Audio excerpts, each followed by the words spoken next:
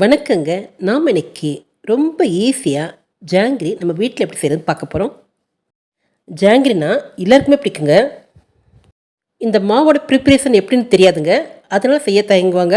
அவங்களுக்கான வீடியோ இதுங்க. நான் இன்னைக்கு ரொம்ப ஈஸியா ஜாங்கிரி செஞ்சுருக்கேங்க. நீங்க இந்த மெத்தட் தெரிஞ்சுக்கிட்டீங்கன்னா, உங்க வீட்ல நீங்க செய்யலாங்க. இட்லி கரைச்ச உளுந்து மாவுலேருந்து ஒரு கப் அளவுக்கு உளுந்த மாவு எடுத்து வச்சுக்கோங்க. இந்த உளுந்த மாவில் தண்ணி ரொம்ப சேர்க்காம கெட்டியாக அரைக்கணுங்க. இதில் கொஞ்சமாக கேசரி பவுடர் சேர்த்துக்கிறேங்க. 2 டேபிள் ஸ்பூன் அரிசி மாவு, 2 டேபிள் ஸ்பூன் மைதா மாவு இதை சேர்த்துக்கலாம். பொடிகளை சேர்த்துட்டு நல்லா கலந்து விடுங்க. நான் கலக்கும் போதே உங்களுக்கு பார்த்தா தெரியுங்க, நான் வச்சுருக்க உளுந்த மாவு எந்தளவுக்கு கெட்டியாக இருக்குன்னு. நல்லா உளுந்த மாவு கெட்டியாக இருக்கணுங்க. நல்லா கலந்து விடுங்க. நீங்கள் இதுக்குன்னு போட்டு அரைக்கிறத விட இட்லிக்கு மாவு அரைக்கும் போது நல்லா உளுந்தை கெட்டியாக அரைச்சி இந்த மாதிரி எடுத்துக்கோங்க. பாருங்கள், மாவு இந்த மாதிரி இருக்கணுங்க. நல்லா கலந்து கொடுங்க. அதே மாதிரி உளுந்தில் வெந்தயம் சேர்த்துருந்தீங்கன்னா அது இதுக்கு பயன்படாதுங்க. வெந்தயம் சேர்க்காத உளுந்த மாவு இருக்கணுங்க. மாவு ரெடி பண்ணிட்டேங்க. இப்போ இதில் 2 டீஸ்பூன் அளவுக்கு கான் மாவு சேர்த்துக்கலாம்.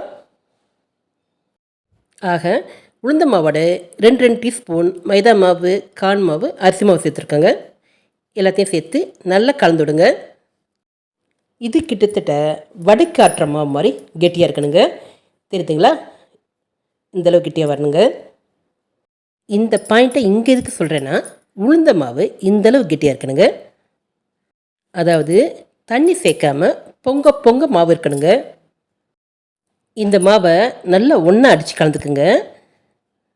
அப்போ மாவு நல்லா கலந்து வருங்க. இப்போ ஜாங்கிரி மாவு ரெடிங்க. இதுக்காக ஜாங்கிரி துணியெல்லாம் தேடணும் அவசியம் இல்லைங்க. வீட்டில் இருக்க பிளாஸ்டிக் கவர் போதுங்க. சொம்பில் வச்சுக்கலாம். அந்த கவருக்குள்ளே கலந்த மாவு உள்ளே போட்டுருங்க. இப்போயும் பாருங்கள், நம்ம எடுத்து வைக்கும் போதே இந்த மாவு இவ்வளோ கெட்டியாக இருக்குன்னு. எல்லாத்தையும் உள்ளே போட்டுட்டு கவர் மூடி ஒரு ரப்பர் பேண்ட் போடுங்க. நான் இன்றைக்கி அப்படியே முடிச்சு கொடுக்க போகிறேங்க. இதுக்கு அகலமான கடாய் எடுத்துக்கணுங்க. எண்ணெய் ஊற்றி எண்ணெய் காஞ்சிருச்சுங்க. இப்போது ஜாங்கிரி புழிஞ்சிக்கலாம். அடுப்பை ஸ்லோ வச்சுக்குங்க. ஹீட் அதிகமாக இருந்தால் கையில் ஆவி அடிக்குங்க. அதனால் ஸ்லோ பண்ணிக்கோங்க. அப்படி ரவுண்ட் ரவுண்டாக புழிஞ்சு விடுங்க. பாருங்கள் எந்தளவு ஈஸியாக வருதுன்னு.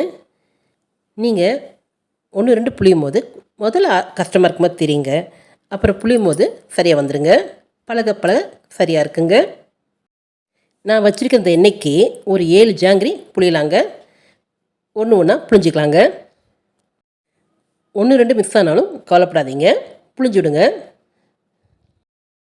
அதே மாதிரி எண்ணெயில் ஹீட் அதிகமாகிடாமல் பார்த்துக்குங்க. ஜாஸ்தி இருந்தால் குறைச்சிக்கோங்க. ஜாங்கிரி வெந்துருச்சுனாவே மேலே மிதந்து வருங்க. அதனால் உடனே திருப்பிடாதீங்க. இப்போ எல்லாத்தையும் புளிஞ்சிடலாம். உங்களுக்கு எந்த மாதிரி புளிய வருதோ அந்த மாதிரி புளிஞ்சிக்குங்க. ரொம்ப ஈஸியான மெத்தடுங்க இது. உங்களுக்கு இப்போ எண்ணெயை பார்த்தா எந்தளவு சலசலப்பாக இருக்குன்னு தெரியுங்க. ஜாங்கிரி வந்துருச்சுன்னா இந்த சலசலப்பு அடங்கிடுங்க. நாம் முதல்ல பார்த்ததுக்கும் இப்போ பார்க்குறதுக்கும் வித்தியாசம் இருக்குங்க. சலசலப்பு நல்லா அடங்கியிருக்குங்க. இப்போ திருப்பிடலாம். ஜாங்கிரியை 2 பக்கமும் நல்லா திருப்பி விட்டு வேக விடணுங்க. ஜாங்கிரி நல்லா முழுமையாக வேகணுங்க. வேகலைன்னா சர்க்கரை பாகில் போட்ட பிறகு ஜாங்கிரி சொத சொதன்னு இருக்குங்க. அதனால் ஜாங்கிரியை நல்லா முழுமையாக வேக விட்டுடுங்க. ஜாங்கிரி நல்லா முறுமுறுப்பாக இருக்கணுங்க. இப்போ பாருங்கள், இப்போ நல்லா வெந்து வந்துருக்குங்க. எடுத்துடலாம்.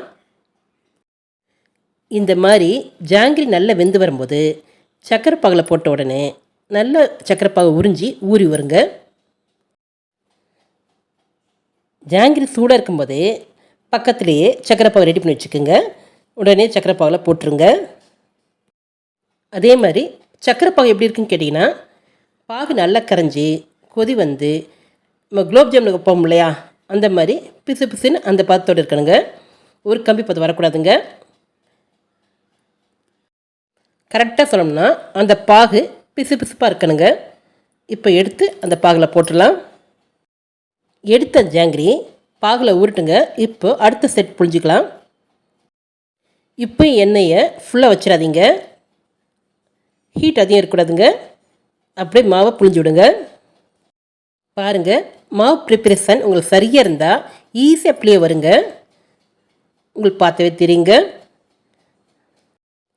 மாவு போட்டிருக்க கவரை டைட்டாக பிடிச்சிக்கோங்க. அப்படியே சுற்றி விடுங்க. அதே மாதிரி ஜாங்கிரி மாவில் கட்டிலாம் பார்த்துக்குங்க. அந்த மாதிரி பிசிறி ஏதாவது இருந்ததுன்னா ஜாங்கிரி புளியும் போது ஜாங்கிரி உடையுங்க. அதனால் ஜாங்கிரி மாவு நைஸாக இருக்கணுங்க. இப்போ இந்த செட்டில் மாவெல்லாம் சுற்றிட்டோங்க. பாகில் ஊறின ஜாங்கிரி எப்படி இருக்குன்னு பார்க்கலாம். ஒரு பக்கம் ஊறிச்சுங்க. இப்போ அடுத்த பக்கம் திருப்பிடலாம். எல்லாத்தையுமே நல்லா திருப்பிடுங்க. ஜாங்கிரியை சூட்டோடு போடும்போது பாகை நல்லா உறிஞ்சிடுங்க. பாருங்கள், ஓரளவுக்கு நல்லா உறிஞ்சி வந்திருக்கு. இன்னும் கொஞ்சம் நேரம் இருக்கணுங்க. எல்லா பக்கம் ஊற மாதிரி ஜாங்கிரியை திருப்பிட்டு ஊற விடுங்க. நான் இந்த ஜாங்கிரிக்கு 1.5 கப் அளவுக்கு சர்க்கரை சேர்த்துருக்கேங்க. இதில் 1 கப் அளவுக்கு தண்ணி சேர்த்துருக்கேங்க. உங்களுக்கு சர்க்கரை பாகு ஆறிடுச்சுன்னா வெது வெதுப்பாக சூடுபடுத்திக்கோங்க. இப்போது ஊறின ஜாங்கிரி எடுத்துடலாம். ஜாங்கிரி எடுக்கும்போது சர்க்கரை பாகை வடியை விட்டு எடுத்துக்கோங்க. நீங்கள் எடுக்கும்போது முறுவற்பாக இருக்குங்க. ஊறின பிறகு சரியாக இருக்குங்க. இதோட டேஸ்ட்டும் மாறாதுங்க, அப்படியே கடையில் இருக்க மாதிரி இருக்குங்க. இப்போ அடுத்த செட்டு ஜாங்கிரியும் சர்க்கரை பாலில் போட்டாங்க. இது கொஞ்ச நேரம் ஊறட்டுங்க. இட்லிக்கு அரைக்கிற மாவுலையே சூப்பராக அடுத்த அரை மணி நேரத்தில் ஜாங்கிரி வீட்டிலே பண்ணிடலாங்க. வெளியே நல்லா முறுமுறுப்பாக, உள்ளே நல்லா சாஃப்டாக ஜூஸியாக நம்மளோட ஜாங்கிரி வந்திருக்குங்க. ரொம்ப டேஸ்ட்டாக இருக்குங்க. இப்போ இந்த ஜாங்கிரியில் சர்க்கரை பாகு எல்லா பக்கமும் ஊறுற மாதிரி திருப்பிவிடுங்க. ஒரு 10 நிமிஷம் ஆட்டுங்க. நாம் இட்லி கரைக்கிற உளுந்த மாவு வச்சு ரொம்பவே ஈஸியாக அது டேஸ்டியாக சூப்பராக ஜாங்கிரி பண்ணிட்டாங்க. எல்லோருமே விரும்பி சாப்பிடக்கூடிய வகையில் நம்ம கையாலே நாமளே செஞ்சு கொடுக்கலாங்க. இதை பார்க்குற நீங்களும் ஈஸியாக இந்த மெத்தடில் ஜாங்கிரி செஞ்சு பாருங்கள்.